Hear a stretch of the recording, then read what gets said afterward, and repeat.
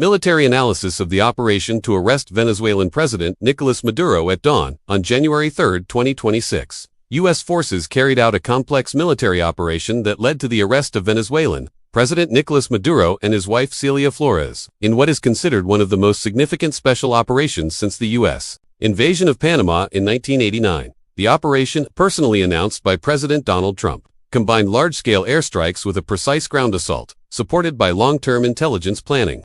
From a military perspective, it is viewed as operationally successful.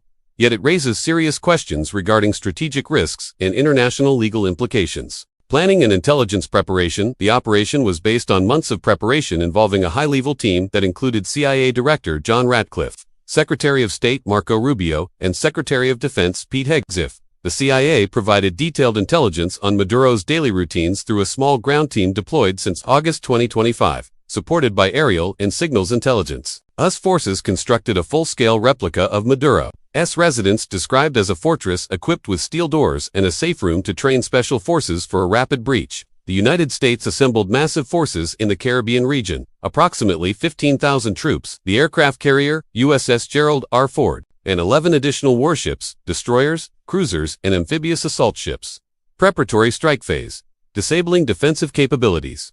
The operation began with extensive air and naval strikes described as an assault unseen since World War II. Key military sites in Caracas and surrounding states Miranda, Aragua, and La Guaira were targeted. Fort Tuna Military Base, the largest military complex in Venezuela. La Carlota Air Base, La Guaira Port, on the Caribbean coast, signals, facilities, and ammunition depots. These strikes completely paralyzed Venezuelan military capabilities, producing massive explosions and visible fires without any reported loss of U.S. equipment. The strikes were intended to prevent intervention by forces loyal to Maduro, which were already weakened by economic collapse and international sanctions. Assault and capture. The role of Special Forces. The ground assault phase was led by Delta Force, the elite U.S. Special Operations Unit specializing in counterterrorism and hostage rescue. The unit carried out a rapid nighttime raid on Maduro's residence in central Caracas, breaching steel doors within seconds. Maduro attempted to reach the safe room but failed due to the speed and surprise of the assault. Several U.S. soldiers sustained non-life-threatening injuries, including damage to one helicopter, but no American fatalities were reported. Maduro and his wife were airlifted by helicopter to the USS Iwo Jima and later transferred to New York to face narcoterrorism charges. Military assessment, strengths and risks, tactical success. The operation demonstrated near-perfect integration of intelligence, air power, and special forces, with overwhelming superiority that minimized casualties. It has been compared to the 2011 operation against Osama bin Laden, though on a larger scale due to the extensive preparatory strikes.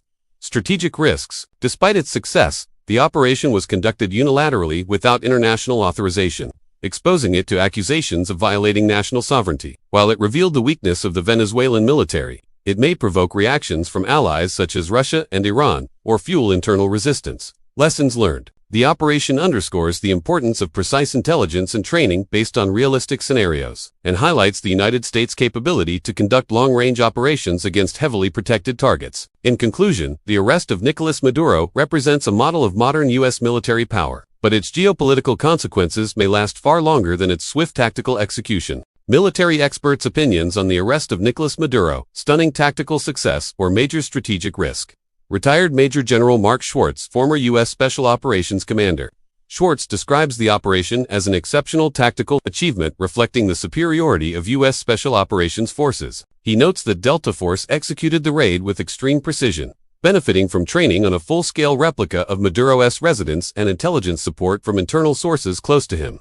He compares it to the 2019 operation against Abu Bakr al-Baghdadi, but on a larger scale due to the preparatory strikes that disabled Venezuelan defenses. Schwartz emphasizes that the absence of US fatalities reflects meticulous planning and complete surprise, particularly given Venezuela's weakened military state due to economic collapse.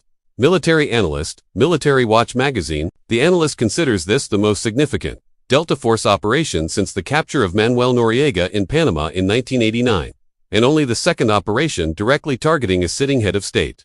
He highlights the role of aerial intelligence and human sources within Venezuela, which tracked Maduro's movements until the final moments. He states that the initial airstrikes were decisive in neutralizing key bases such as Fort Tuna and La Carlota Air Base, preventing any organized response from an already fragile Venezuelan military.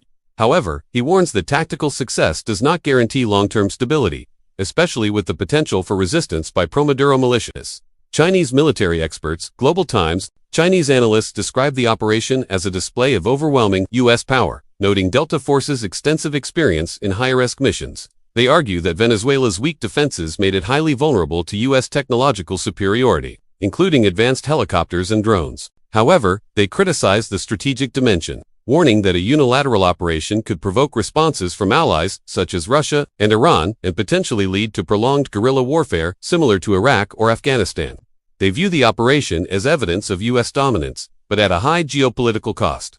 International military law expert Daniel Reyes, Washington Office on Latin America, Wola Reyes focuses on legal and strategic concerns, stating that the operation clearly violates international law. Due to the absence of UN authorization or broad regional support, he warns that while the tactical success may encourage similar operations in the future, it could also trigger violent internal resistance from Bolivarian militias and loyalist forces. He concludes, the United States succeeded in capturing a high-value target with minimal losses, but the consequences may include regional escalation or increased external support for Venezuela.